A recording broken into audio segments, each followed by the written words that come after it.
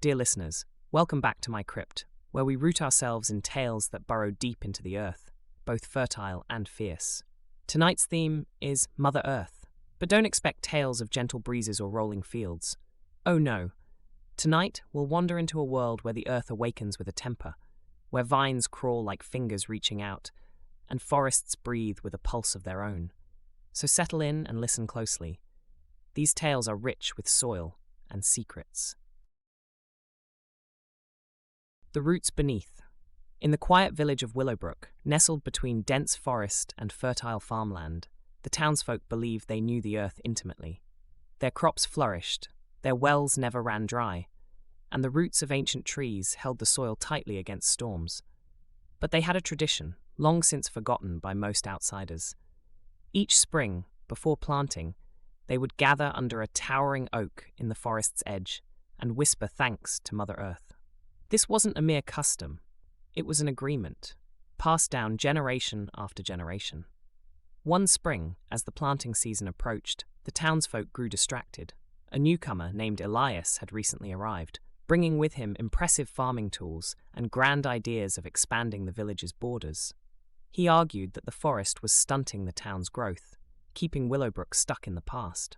Seduced by his vision of prosperity, the villagers forgot the old ways, neglecting their annual offering. They set to work, clearing the woods, cutting down trees that had stood for centuries, never stopping to notice the subtle shifts underfoot. It started subtly. The first to notice was young Liza, who spent her days weaving baskets from reeds near the river.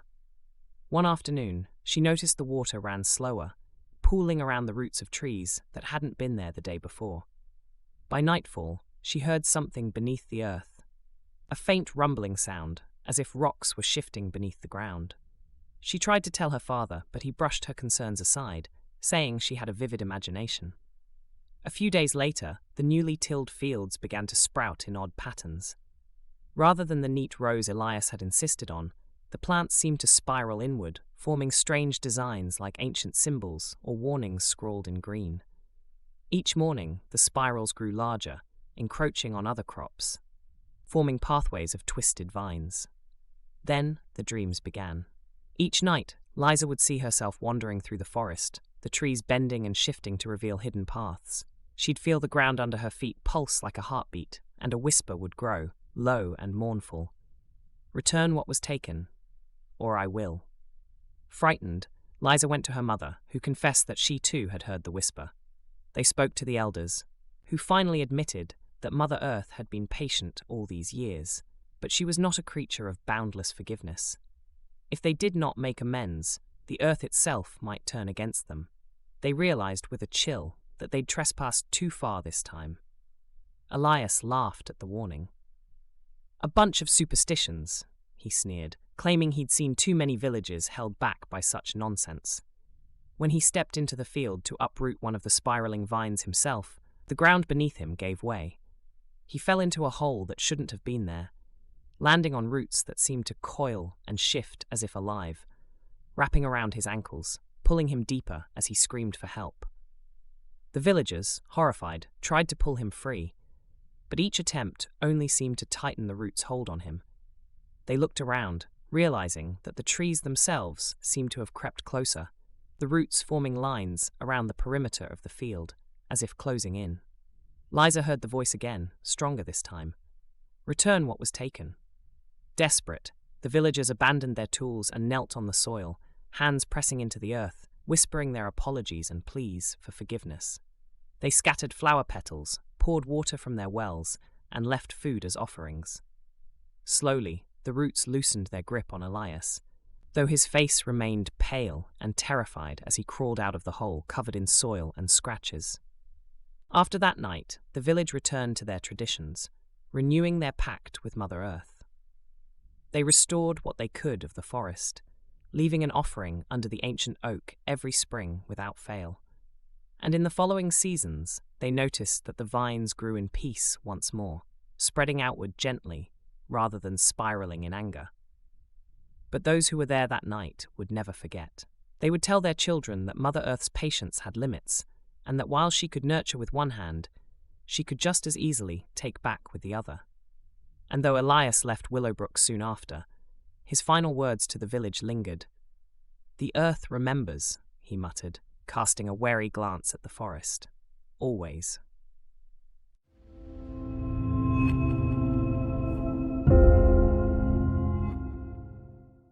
Well, wasn't that a great story, dear listeners? Really left a pit in my stomach. You know, some people just dig a little too deep. But I suppose she learned her lesson. One doesn't just pluck a treasure from Mother Earth without a little payback. Ah, well, stick around, loves. There's always more where that came from, and I do mean always. The Harvest of Shadows. The town of Bramble Hollow had always been blessed with bountiful harvests. Its orchards bore apples as red as rubies and peaches with golden blushes that glowed in the sunlight. The soil was rich and dark, and the townsfolk prided themselves on the fruits they brought to market each fall. For generations, the farmers of Bramble Hollow had one ironclad rule: the black field must never be touched. A plot of land on the outskirts, the black field had an eerie reputation. People said it was where the earth had swallowed up a travelling band of thieves long ago, leaving only twisted trees and strangely dark soil. The forest that bordered the field was alive with the constant rustling of unseen creatures, and locals swore that, in the silence of night, whispers floated up from beneath the earth. One autumn, a young farmer named Rowan came to town, eager to start a life in Bramble Hollow. He had heard about the richness of the land and knew he could make his fortune here, but he scoffed at the townsfolk's superstition about the black field, dismissing their stories as the fears of small minds. As the harvest drew near, he eyed the field with interest, its soil dark and untouched, unlike anything he'd seen before. Think of the crops that could grow there, he thought, feeling the lure of that fertile land. Rowan's ambition outweighed his caution, and one night, under a full moon, he made his way to the field with a bag of seeds and a heart full of promise. For hours he worked, tilling the soil and planting row upon row. But as he dug deeper into the black soil, his shovel struck something hard. His curiosity piqued. Rowan bent down and unearthed an old, weathered stone covered in unfamiliar markings. As he brushed away the soil, he noticed that the ground beneath the stone seemed to shiver, as if it had been disturbed from a long rest. Ignoring the strange feeling that prickled his skin, he continued his work, telling himself he would return in the morning to see what had grown.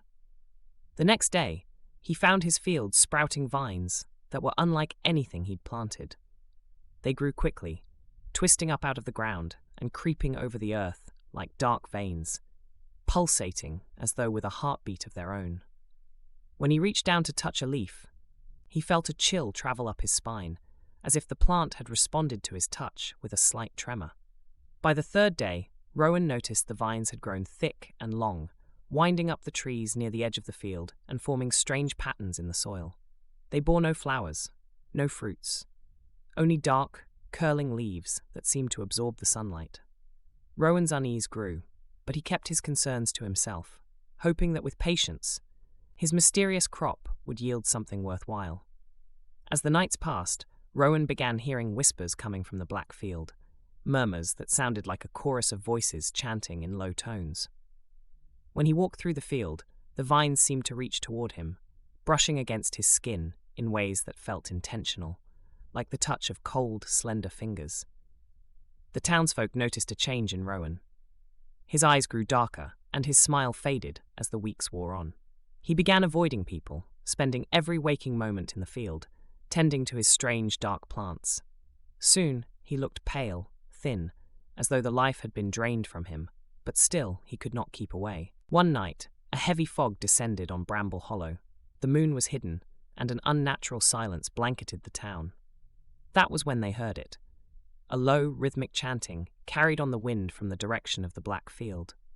Driven by fear, a few brave townsfolk took up lanterns and headed toward the sound, their hearts pounding as they approached. As they neared the field, they saw Rowan standing in the middle, surrounded by towering, pulsing vines that had grown well over his head. His eyes were glazed, and his mouth moved in a chant that did not seem to belong to him. His voice was low and hollow, a strange, rhythmic drone that matched the pulsating of the vines around him. One of the villagers shouted his name, but he gave no sign of hearing them. Suddenly, with a sharp crack, the ground beneath Rowan split open, and he was swallowed by the earth, disappearing into the soil as the vines reached down after him, coiling around him like living chains. The villagers watched in horror, their lanterns casting ghostly shadows as Rowan was pulled beneath the earth, his chanting voice echoing until there was only silence. The next morning, the vines had withered, leaving only dark, twisted roots in the black field. The stone Rowan had uncovered was now visible again, resting atop the soil, its strange markings seeming to glint in the early light. But there was no sign of Rowan, and his fields lay empty. From that day forward, the townsfolk of Bramble Hollow left the black field undisturbed, warning any newcomers of the curse that lay within its soil. The legend grew that Rowan's voice could still be heard on foggy nights, chanting his eternal sorrow into the wind. And it was said that, every now and then, strange plants would sprout on the black field, their leaves dark as shadows, as if Rowan's spirit was still trying to reap a harvest from his forbidden plot. And so Bramble Hollow learned the price of greed and the peril of disturbing things meant to lie undisturbed, forever wary of the roots that twisted beneath their feet, biding their time in the dark.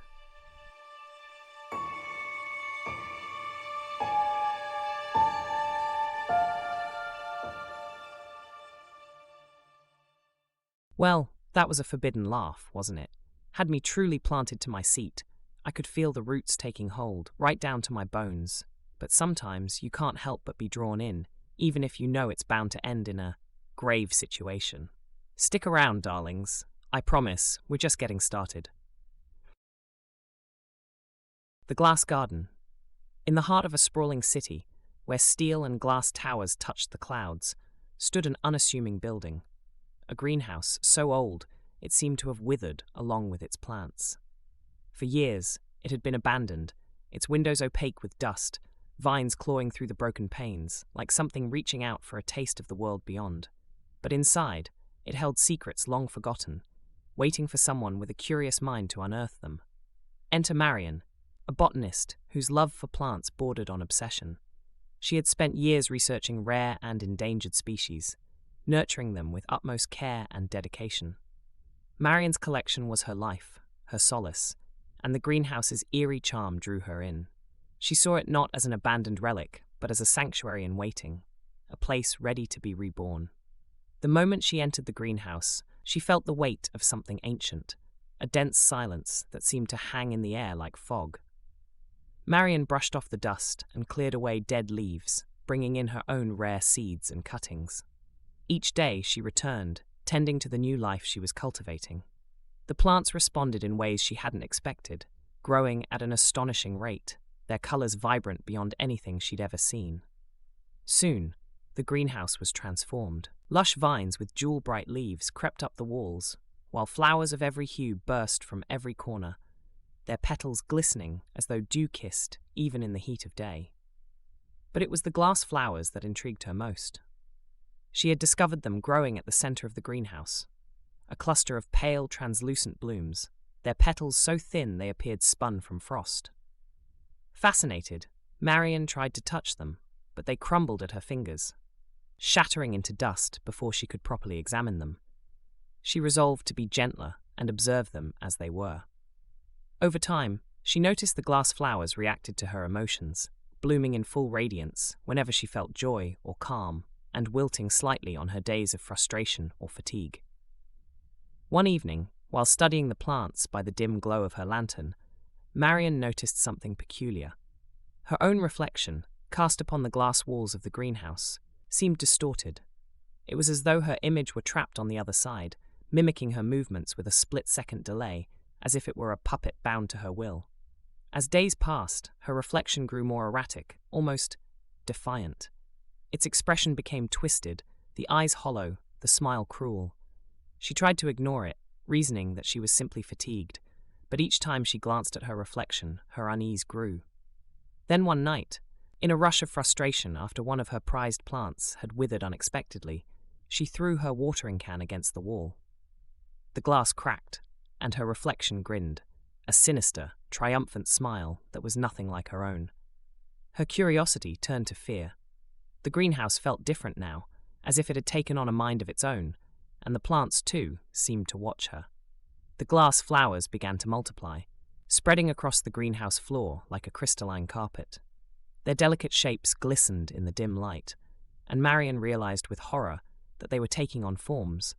Faces, hands, twisted shapes that seemed to be crying out in agony, trapped within their own glass prison.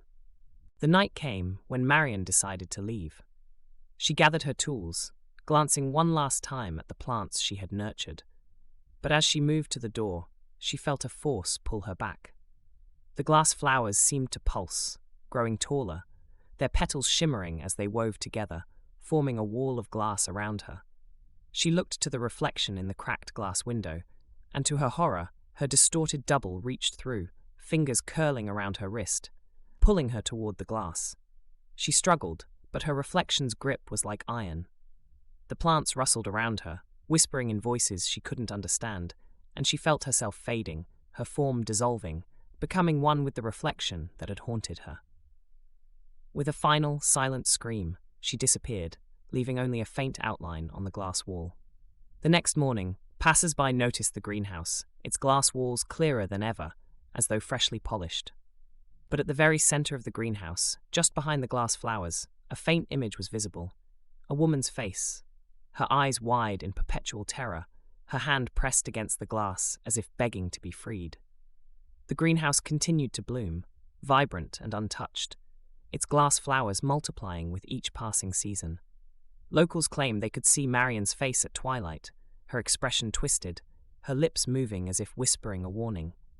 No one dared enter after that, for the legend grew that those who entered the greenhouse might find themselves taken by the plants that fed on human souls, adding to the haunted collection of the glass garden, forever trapped behind the thin veil between life and death.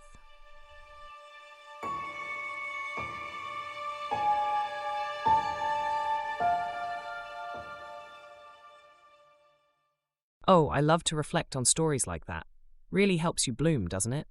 Sometimes a little introspection is all it takes to unearth those hidden truths. But careful, dear listeners. Dig too deep, and you might just uncover things best left in the dark. Now, let's not get buried in the details. Onward, shall we? The Wailing Grove. Long ago, on the edge of a village deep in a forgotten wood, there was a grove of ancient trees, older than the oldest villager could remember. Each tree was twisted and knotted, with roots reaching deep beneath the earth and branches stretching upward, as though trying to escape some unseen force below. The grove was called the Wailing Grove for good reason. On quiet nights, villagers claimed to hear faint, mournful cries drifting through the air, a sound so haunting it kept even the bravest away after sundown. The villagers avoided the grove, but one man, Jonas, was drawn to it. A woodcarver by trade, Jonas saw beauty in the ancient trees and felt a strange pull to carve something magnificent from their sturdy trunks. He was warned by elders who whispered tales of strange happenings, people who wandered into the grove and returned, different, or sometimes never returned at all. But Jonas paid no mind. He believed it was just superstition, stories to keep children from wandering too far from home. The pull was too strong, and one night, under the cover of darkness, he set out for the grove, tools in hand, intent on claiming the most impressive tree for his masterpiece. As he entered, he felt a strange, heavy stillness settle around him. The usual sounds of the forest faded, replaced by an eerie silence. Even the wind seemed to avoid the grove, leaving the trees unnaturally still. He chose a massive, gnarled oak, its bark blackened and twisted, and began to carve. With each strike of his chisel, he felt a shiver run through him, as if the tree were alive and recoiling from his touch. But he was relentless. As he worked, he noticed that the bark was softer than it should have been, almost like flesh beneath his blade. A faint, sickly sweet aroma filled the air, making him lightheaded. He ignored the strange sensation, dismissing it as exhaustion. Hours passed, and Jonas's hands grew heavy, but his masterpiece was taking shape. His carving was a face, a beautiful, haunting face with eyes that seemed to hold endless sorrow. As he carved, the face grew more lifelike, its features sharp and expressive. Finally, as dawn crept over the horizon, he stood back to admire his work. The face was almost real, the eyes deep and glistening as though moist with fresh tears. But then, the eyes blinked. Startled, Jonas stepped back, nearly stumbling over the twisted roots. The face he'd carved was moving. The eyes, filled with sorrow and resentment, looked straight into his. A low moan escaped the mouth he had carved, the same wail he had heard echoing from the grove at night. He watched, horrified, as the mouth moved, the carved face whispering words in a language he didn't understand. Panicking, Jonas tried to turn and run, but his feet were held fast by something winding around his ankles, roots. They slithered up his legs, wrapping tighter with each passing second, binding him in place as if the grove itself had come alive to claim him. He struggled, pulling at the roots, but the harder he fought, the tighter they held him. The face on the tree twisted, transforming from sorrowful to wrathful, the eyes blazing with a fiery intensity. Jonas felt the trees leaning toward him, their branches stretching and groaning as they reached for him. Shadows moved in the corner of his vision, taking on human shapes, ghostly figures with hollow eyes and translucent skin. He realized too late that they were the spirits of those who had wandered into the grove before him, claimed by the trees and bound to them forever. Their voices joined the wail, an agonizing chorus that filled the air as the roots pulled Jonas closer to the tree. As he was drawn toward the face he had carved, he felt his own features twist and contort. His skin grew rough, taking on the texture of bark. His mouth opened in a silent scream, but no sound escaped. His body stiffened, his muscles turning to wood as he became part of the grove itself. His face, frozen in a look of terror, merged with the tree, his spirit now trapped within the twisted roots and branches. The wailing grew softer as dawn broke fully over the grove, and by the time the village awoke, there was nothing left of Jonas except a new, sorrowful face etched into the old oak. His mouth remained open in eternal silence. His spirit now one of the countless souls bound to the trees of the Wailing Grove. And from that day on, his was the voice that could be heard the loudest among the mournful cries on quiet nights. A reminder to any who dared to venture into the grove that some things are meant to be left untouched, that nature will protect her own secrets, even if it means taking another life to do so.